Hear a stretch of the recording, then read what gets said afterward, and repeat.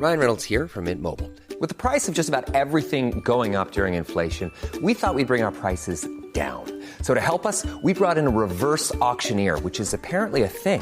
Mint Mobile Unlimited Premium Wireless. How to get 30, 30, bit to get 30, bit to get 20, 20, 20, bit to get 20, 20, bit to get 15, 15, 15, 15, just $15 a month? Sold! Give it a try at mintmobile.com/switch. $45 up front for 3 months plus taxes and fees. Promo rate for new customers for limited time. Unlimited more than 40 gigabytes per month. Slows full terms at mintmobile.com. On today's Smart 7, Welsh First Minister quits, Parliament prepares for King's speech and lots more. It's Wednesday 17th of July, it's National Hot Dog Day and happy birthday David Hasselhoff. The Smart 7, it's news but not the news.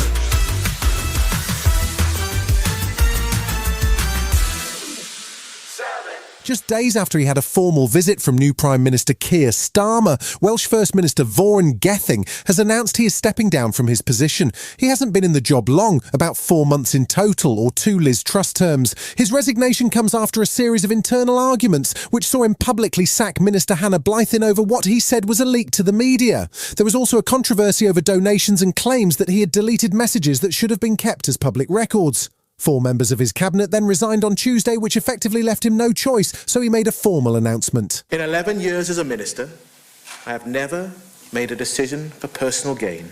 I have never misused my ministerial position. My integrity matters. I have not compromised it.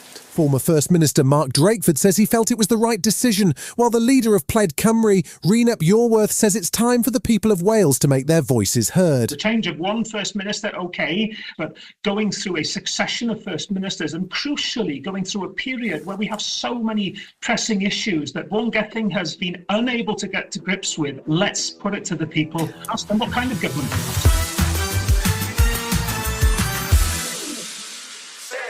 The Republican convention continued in Milwaukee on Tuesday with former rivals Nikki Haley and Ron DeSantis pledging to support Donald Trump. His new vice presidential pick, J.D. Vance, has already proved controversial, not least for remarks at last week's National Conservatism Conference, where he described the UK under Labour as the first Islamist nation to get a nuclear weapon. Clearly, he's been spending time with either Nigel Farage or Liz Truss, but there was widespread condemnation of the remarks in the UK on Tuesday. Shadow Minister for Veteran Affairs Andrew Bowie says the remarks don't really make any sense, but he's not writing off Trump either. I disagree fundamentally with a lot of what the Labour Party stand for, but I disagree fundamentally with the comments by J.D. Vance. That's not to say that we won't work very closely with him should he be re-elected in November moving forward. Green Party co-leader Carla Denyer was much clearer in calling out the MAGA candidate. It's baldly Islamophobic, and I'm quite shocked and appalled that a senior politician would make comments like that. It's very worrying that the US could end up with a president who's a convicted criminal and a vice president who is more aligned with Russian foreign policy than with supporting Ukraine.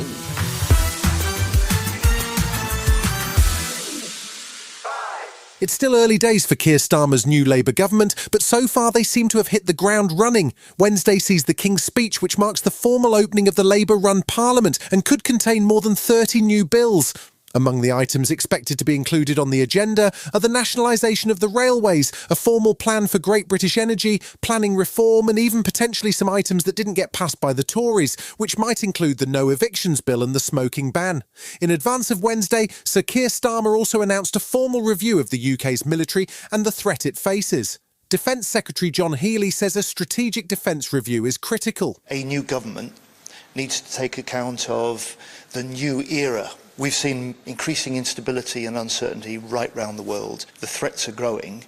In those circumstances, it's right we take a look at the threats, the capabilities we need, the state of our armed forces.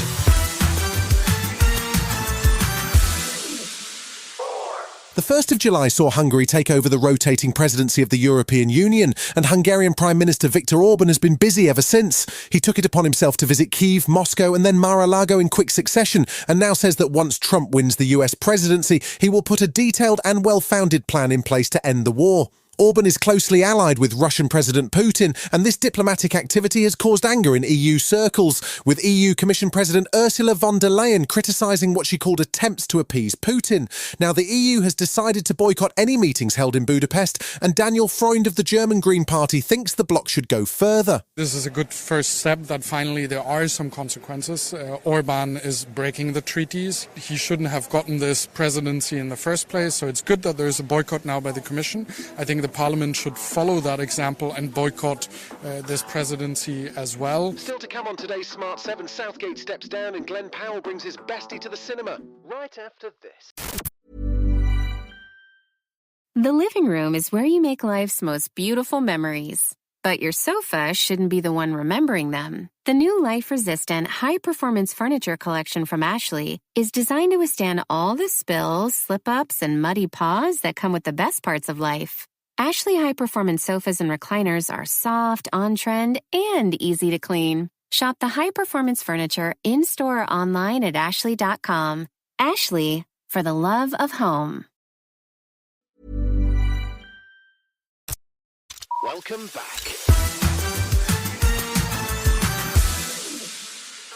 To nobody's great surprise, Gareth Southgate resigned as England manager on Tuesday. He's been in charge for 8 years and brought England to 2 Euro finals and a World Cup semi-final. But ultimately, he didn't manage to break the 58-year run without a trophy. Once the news was announced, there was a flood of good wishes and heartfelt thank you messages, including from Prince William, the president of the FA, along with Prime Minister Keir Starmer and members of the England squad. Former England manager Sam Allardyce, who Southgate replaced, says he wouldn't be surprised to see him managing in the Premier League. He's got nothing to feel sorry for other than he's done a fantastic job. We've all looked at the Euros and sometimes been frustrated, which everybody gets, but he can look back on his career and with great success. Glenn Powell is on a bit of a hot streak at the moment. He starred in Top Gun Maverick, then had a hit romantic comedy with Sydney Sweeney, and even had time to do action comedy The Hitman. Now, he's chasing tornadoes in a reboot of 90s nature thriller Twister, and he's been on pretty much every platform doing press for it with co-star Daisy Edgar-Jones. He's also besties with Tom Cruise, and even brought him to the Twisters premiere, although it does sound like Tom is the kind of guy who talks all through the movie. Shut up, Cruise! He's really such a cheerleader for cinema, and so to invite him into something like this, I know this movie is awesome, but it's always a little nerve-wracking to kind of bring him into that theater, but I don't know if there's ever been a greater audience member than hearing Tom in there. He was just loving the movie. Adam Pearson is a British actor, presenter and campaigner. You may have seen him on the Channel 4 show The Undateables, which he also worked on as a casting researcher. He has a condition called neurofibromatosis, which causes benign tumours to grow on his face, and he and his condition are the star of a new A24 movie called A Different Man. It sees Marvel actor Sebastian Stan playing a man with a similar condition who gets a revolutionary new treatment that heals his face, but he becomes haunted by his old life and obsessed with Adam Pearson, who plays him in a play. It's an ingenious and dark comedy drama, and it's due for release in September. All unhappiness in life comes from not accepting what is. You know who told me that? Lady Gaga. This drug seems to have the potential to actually heal you. Perhaps any potential risk is worth the reward. You've been listening to the Smart 7. We'll be back tomorrow at 7 a.m. Hit that follow button and have a great day. Give us 7 minutes, we'll give you the world. The living room is where you make life's most beautiful memories. But your sofa shouldn't be the one remembering them. The new life-resistant, high-performance furniture collection from Ashley is designed to withstand all the spills, slip-ups, and muddy paws that come with the best parts of life. Ashley high-performance sofas and recliners are soft, on-trend, and easy to clean. Shop the high-performance furniture in-store or online at ashley.com. Ashley, for the love of home.